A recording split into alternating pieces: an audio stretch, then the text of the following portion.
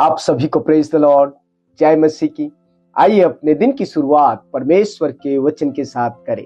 आज का वचन दूसरा इतिहास 7 और उसका 14 पद। इसमें लिखा है, तब यदि मेरी प्रजा के लोग जो मेरे कहलाते हैं दीन होकर प्रार्थना करें और मेरे दर्शन के खोजी होकर अपनी बुरी चाल से फिरे, तो मैं स्वर्ग में से सुनकर उनका पाप क्षमा करूंगा और उनके देश को ज्यों का त्यों कर दूंगा। प्रियो, परमेश्वर की प्रतिज्ञा है कि यदि उसकी प्रजा के लोग नम्र बने और उसे सच्चे दिल से ढूंढे और अपनी बुरी चाल से फिरे, तो निश्चय वह उन्हें क्षमा करेगा और उनके देश को ज्यों का त्यों कर देगा।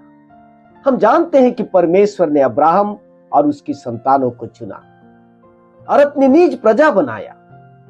परमेश्वर उन्हें मिस्र देश की गुलामी से छुड़ाया और कनान देश दिया।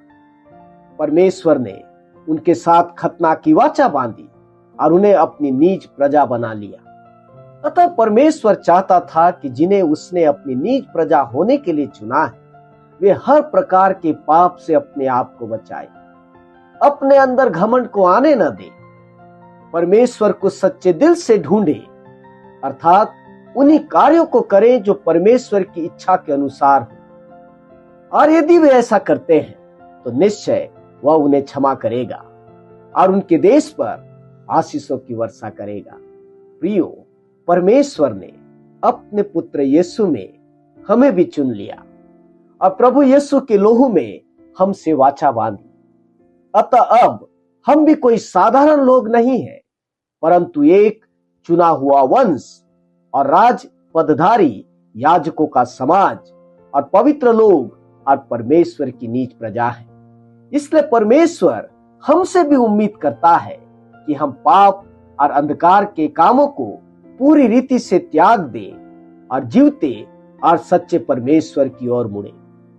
परंतु प्रश्न यह है कि क्या हम परमेश्वर के सामने नम्रता से चल रहे हैं? क्या हम उन्हीं चीजों को कर रहे हैं जो परमेश्वर को अच्छा लगता है? क्या यह सच्चाई नहीं है कि हम आज भी मूर्ति पूजा, व्यभिचार, घमंड, निर्लज्जता और शारीरिक अशुद्धता के कार्यों में शामिल हैं? इसलिए आइए पश्चाताप करें। परमेश्वर ने हमें चुना और अपनी निज प्रजा बनाया है। वह हमें अपने घर, कलीसिया, शहर और देश के लिए आशीषों का कारण बनाना चाहता है।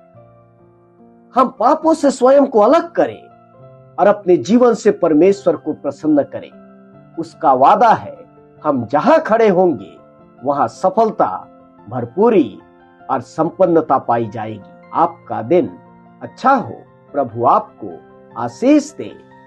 आमीन।